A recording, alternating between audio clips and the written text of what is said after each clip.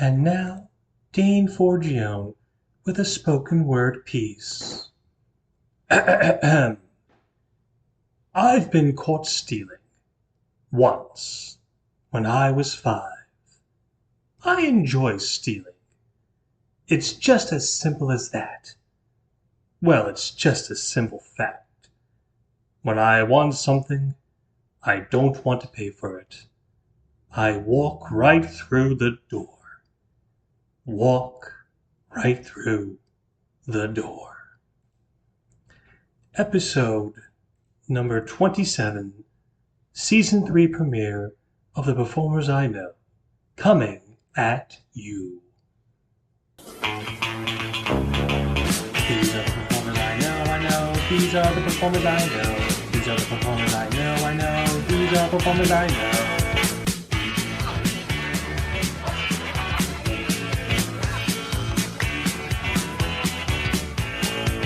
These are the performers I know, these are the performers I know, these are the performers I know, these are performers I know.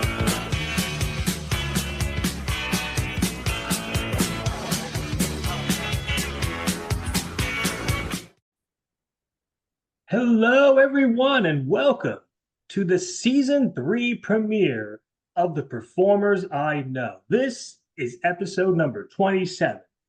Now, I want to level with everybody for just a second.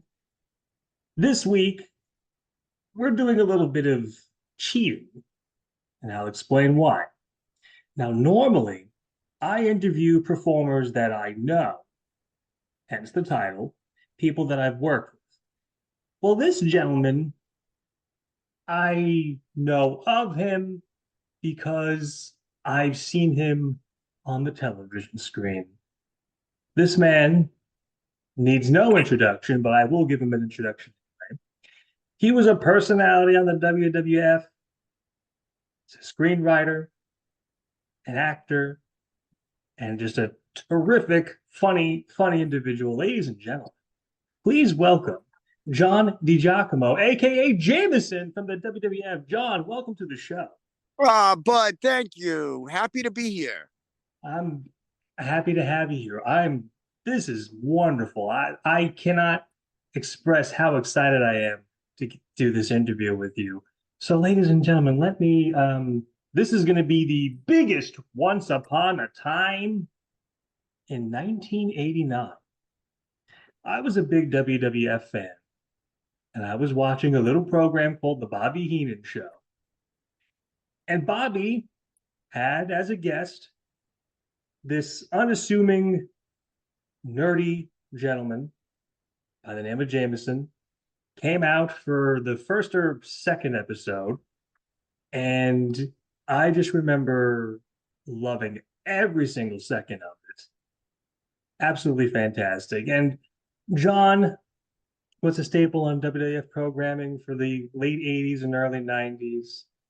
And I enjoyed the hell out of it. But John, my first question to you, as I ask all of my guests, what got you bitten by the acting bug? What got you into performing and acting in general? Wow, what a great question. I never had the acting bug. I was 10 years financial planner out of college and was just miserable. And people were always telling me you should go do stand up. And so I did. That's what I did. I quit my job. I went and did stand up, and I got involved with this improv group um, that oddly enough, Vince McMahon was at one of the shows and said, "Wow, I need a guy that could improv with Bobby for the Bobby the Brain Heenan show." Um, and they brought me in, and they hired me. And as things went, I was getting, contacts from agents and managers and want me to go do auditions. And I booked my second audition, a commercial, and that was it. I had the acting bug. Acting pays so much more than stand-up comedy.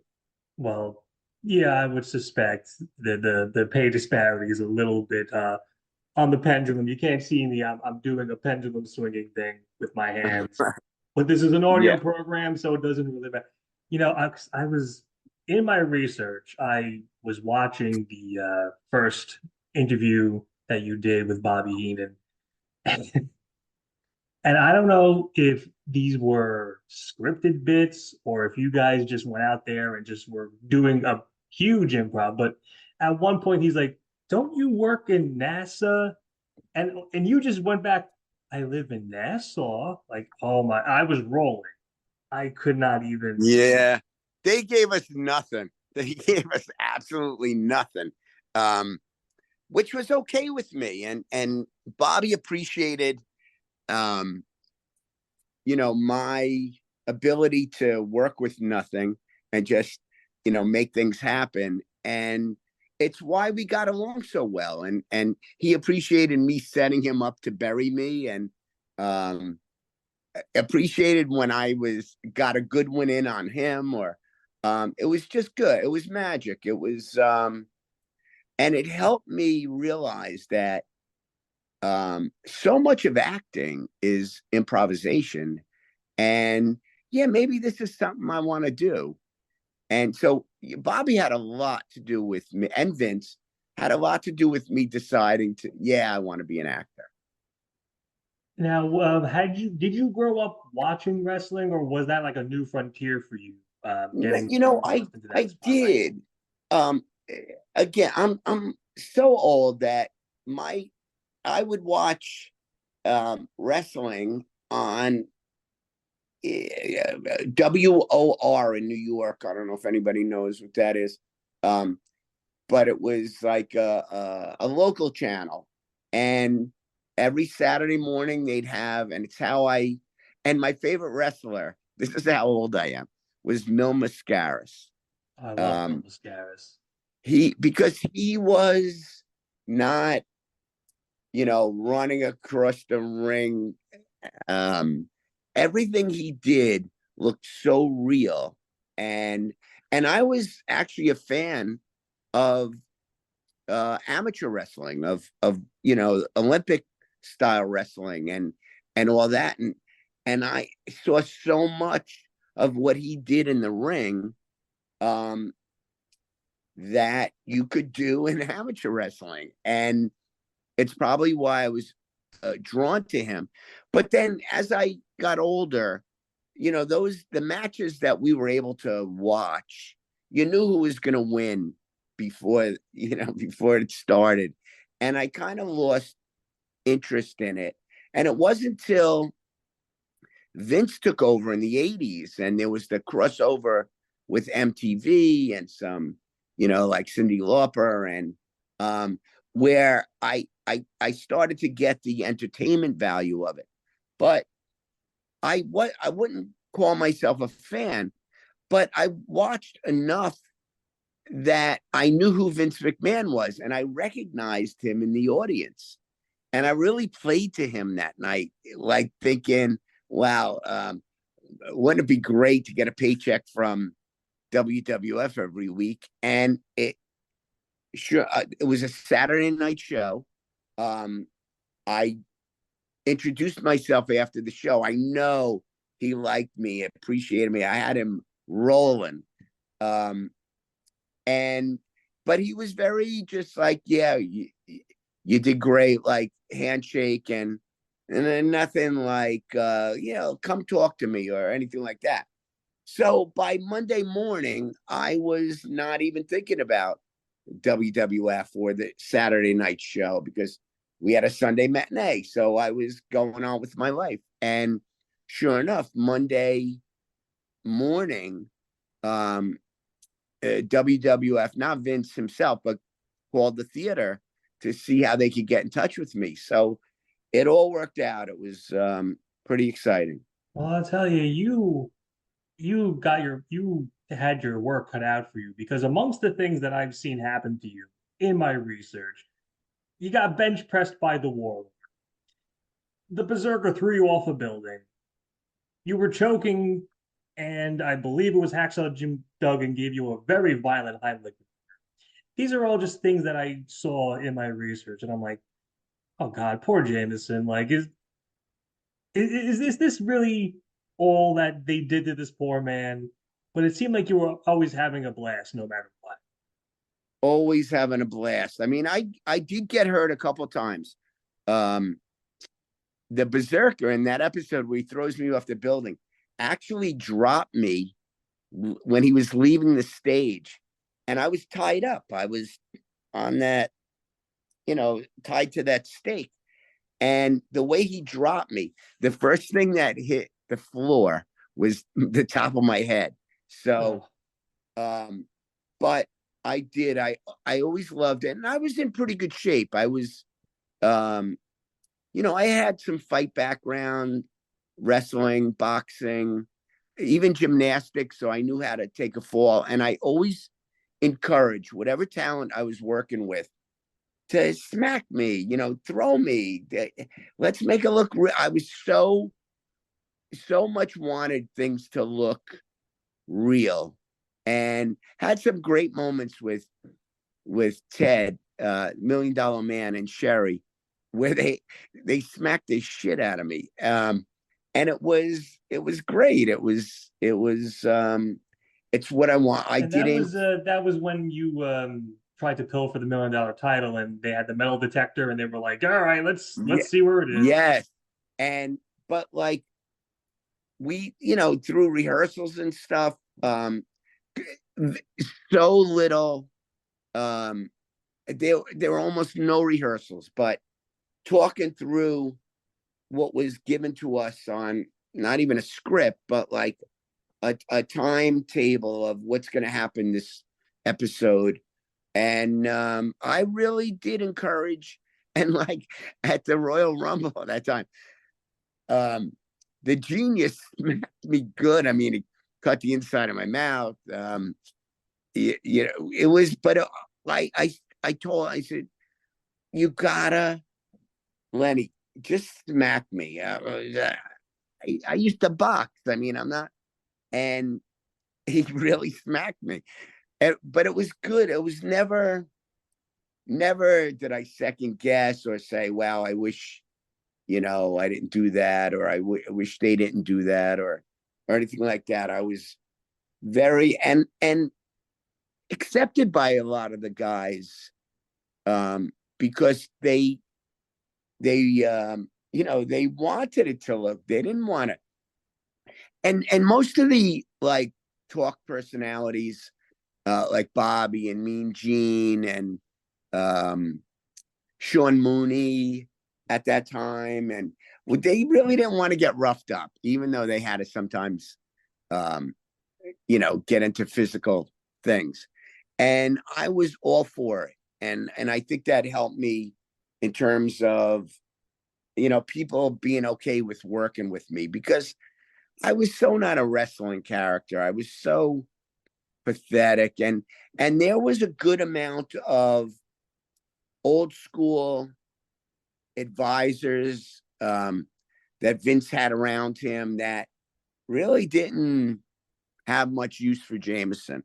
But the the I gotta say, the wrestlers for the most part, wanted to work with me, felt like it might get them over. And like when they put me with the Bushwhackers were on a bit of a, downturn almost. And I felt so bad that I was thrust into them, and like feeling like, oh my God, I hope these guys, they're gonna be, oh my God, now they're sticking us with Jamison. But Butch and Luke both made me feel really good about working with me, because they felt like it could get them back in the, in the mainstream, in um, yeah, raise their paycheck, Well, or whatever. as a youngster, I remember watching the Royal Rumble, and I was like, I really hope Jamison just thrashes the genius, that genius.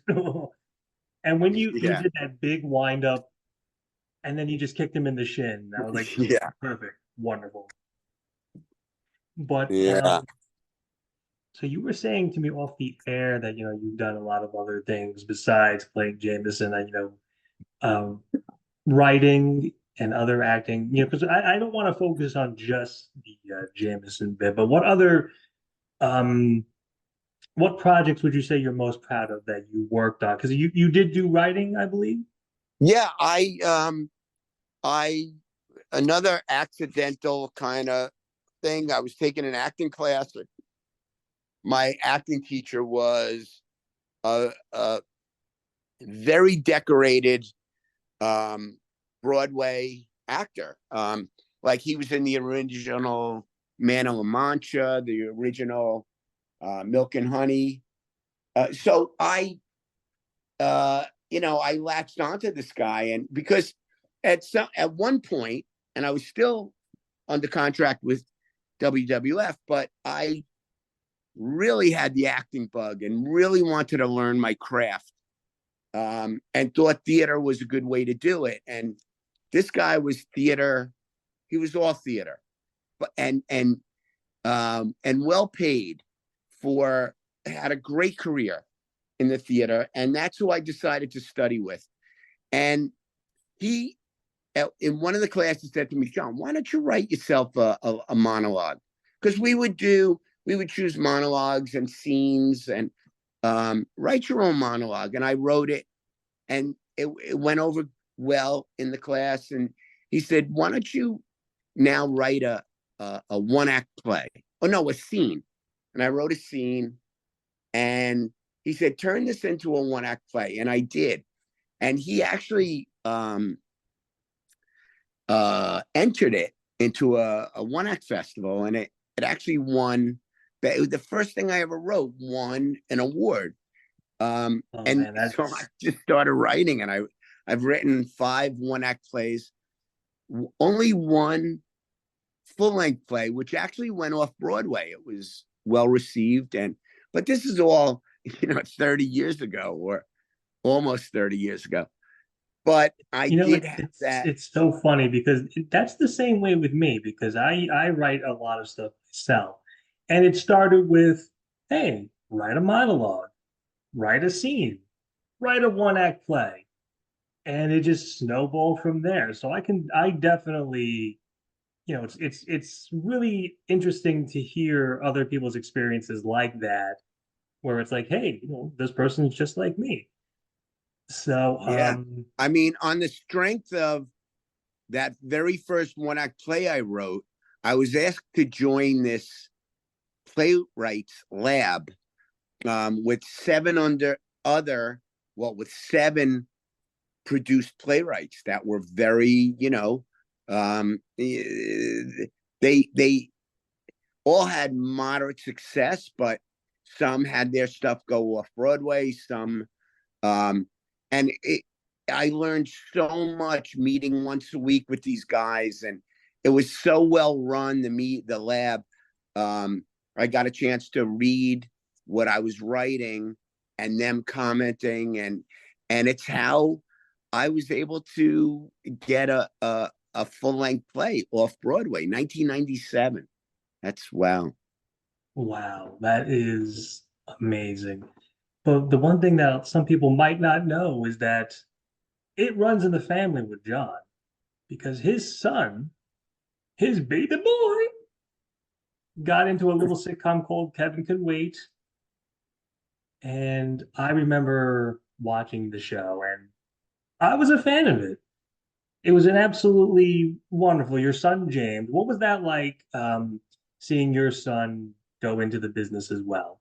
Oh my God. He had so much success leading up to Kevin Can Wait. I mean, from the time he was 7, he did a commercial for the NFL, a Play 60 commercial that Yes. went viral.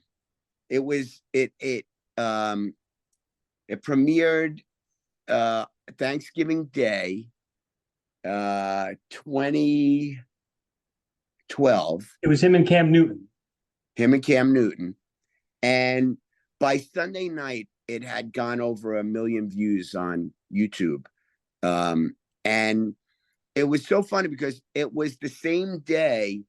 Any football fans out there would know the butt fumble, the Jets, Mark Sanchez, Oh, the don't butt. remind me. Yeah, it was the same day. So that Sunday following Thanksgiving, I live in New York, Jets Giants, even though I'm a Packer fan, but Jets Giants. So ESPN had this uh, viewer poll: who should be the Jets quarterback on Sunday? On Sunday, no, next week. Um, and the answers were Mark Sanchez, who had the butt fumble. It's like almost the most embarrassing play you've ever seen if you watch football. Um, or the second string quarterback on the Jets, I forget who that was, or Nate from the Cam Newton commercial. His name is James, but his character's name was Nate.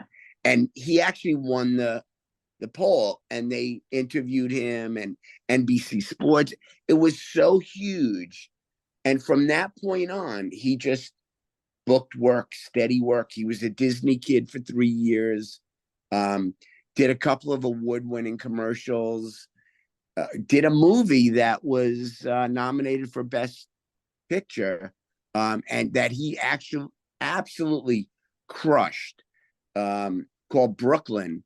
Anybody it's ever seen? It's a great story. Great. The thing was an independent film that was the only independent film that was nominated that year for Best Picture. Um, so he had this tremendous career. And if I tell you, I quit my full time job. I dedicated everything to getting this kid to auditions.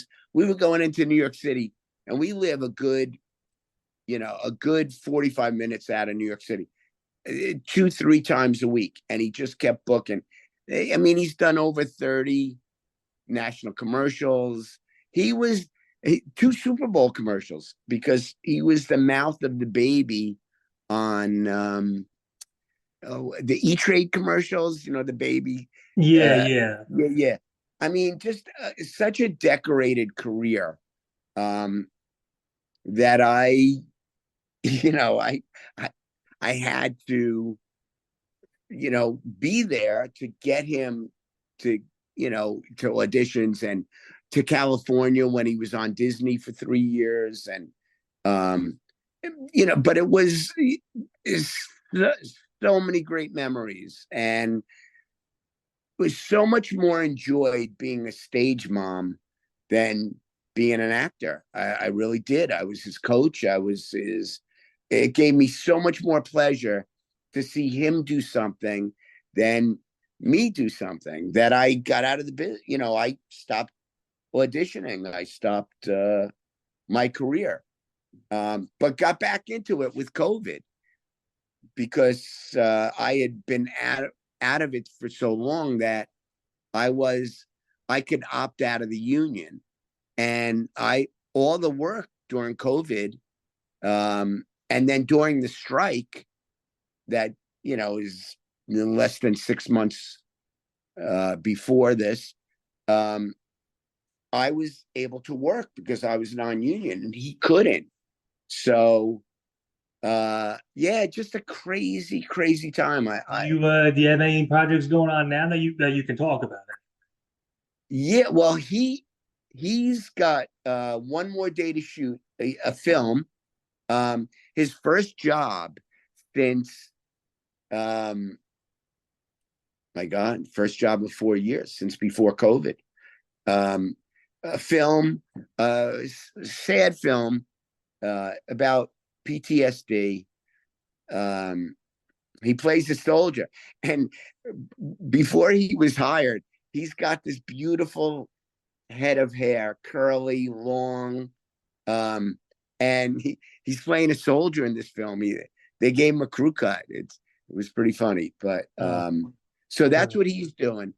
I just finished shooting a short film that'll be out in the festivals.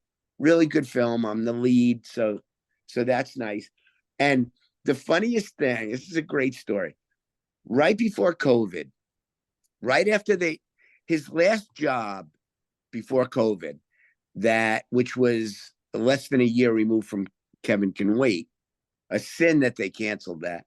But and it wasn't over ratings; it was over artistic differences between Kevin and his producers and Sony and CBS. But anyway, um, he did this film, and it was he's the lead in it, a short film, big budget, shot in California, and they Skyped hit the filmmaker saw him in an episode of a show on Hulu called Rami, which is a great show, and he had a one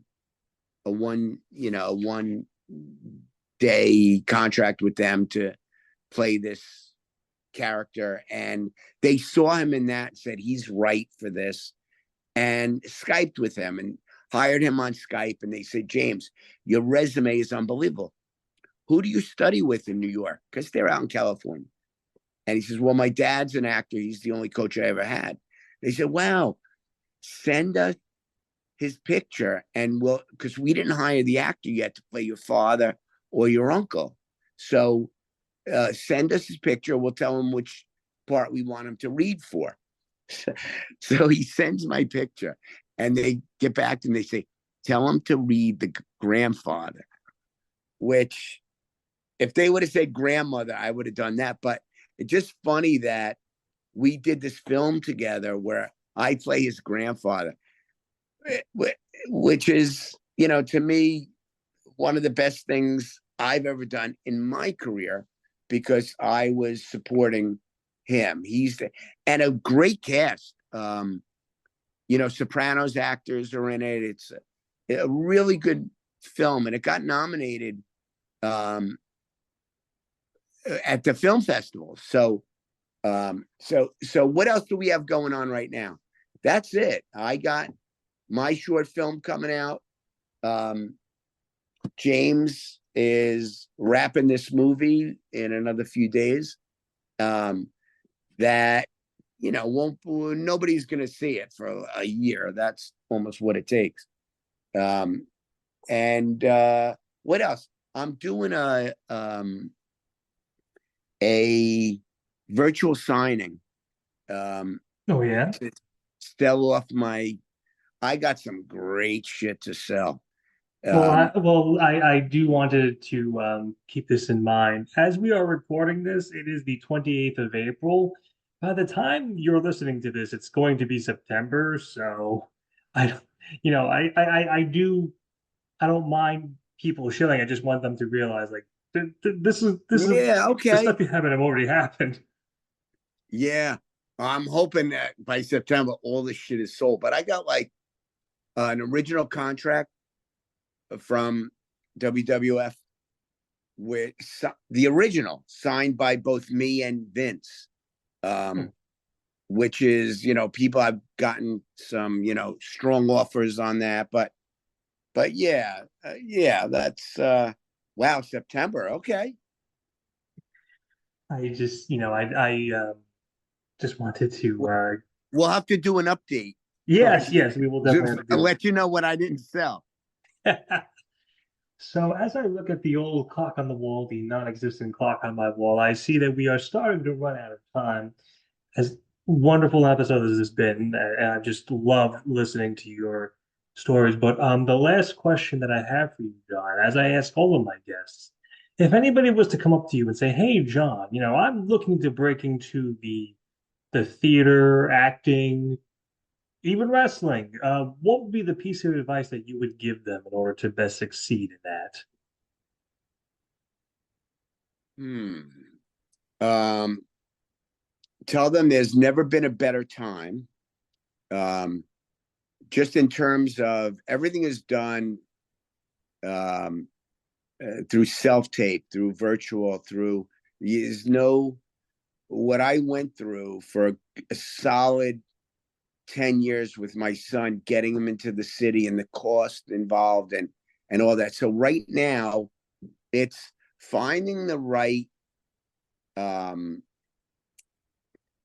acting coach, acting teacher, acting somebody that you can um, work with that can lead you to an agent or to a manager or to somebody that could feed you auditions. And the most valuable training you can get when you're first starting out is not learning method acting or sense memories, or is learning the art of auditioning. It's all about the audition. Um, there are terrific, talented people out there that just can't cope with the nerves involved, or the the confusion over what are they looking for, or somebody that can help you break down an audition and teach you how to audition. And for me, that's almost how it started for me. And then once I had gotten my feet entrenched, um, knowing how to audition, then I looked for an education on my craft. That's when I looked for somebody that could teach me to take my natural instincts and turn them into an actor. So I would say it's finding the person that has faith in you, that can get you to the point where you can go out and audition. And I would say that's even true with somebody trying to get into wrestling. Is And then, of course, with wrestling, training isn't the same as it is for an actor. It's it's going to these wrestling schools. It's learning, and that's where you generally would get your best contacts to take it to the next level. But Mhm. it's finding that person that has faith in you, I think, is the best advice I could give. And I've done it. I've availed myself to kids that I've seen that think that where I've thought, wow, this kid, a couple of hours could go out and make a living, could go out and do, maybe not what James did, because James, he was, next level. He was off the charts. For 7 years, the kid was never without another job to look forward to.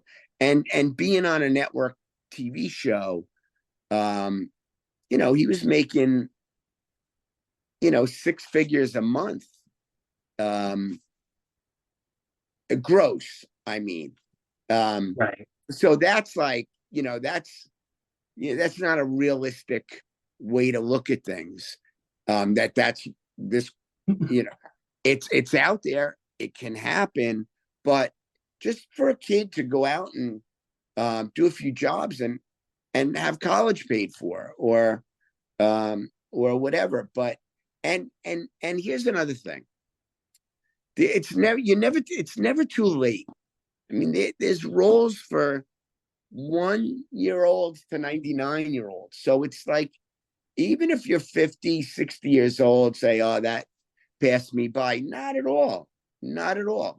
I used to do roles like, because I was in shape, I was physical, I was well built, and so I got a lot of mafia and Spanish gangs and stuff like that. Now I'm doing erectile dysfunction and it depends diapers and arthritis and but there's always work out there, and there's never been a better time because of YouTube and Facebook and streaming channels, and there's more work than ever, and there's more room to take on actors that can make a living or supplement their living, or just satisfy their own ego and desires and stuff like that. It's a great time to do it. You need to get that person that's in the business to guide you through. And I'm Absolutely. available. I mean, just to chat, just to Facebook. I don't have anything but Facebook. I'm not like I'm Dane, I'm still in the 20th century, brother. I don't I don't I look at the trouble I had just getting into this Well, I Zoom meeting. mean, it took a while, but we got it through, and it was definitely worth it. Well, as our outro music plays us out, I want to thank my guest John Digiacomo. John, thank you very much for joining us. Dane, yeah, and off the air, brother. Reach out and see what I can do Absolutely. Absolutely. Yeah. All right, bud. Thank you very much, ladies and gentlemen. We'll see you all in the next episode. Goodbye, everyone. These are the performers I know. These are the performers I know. These are the performers I know. These are the performers I know.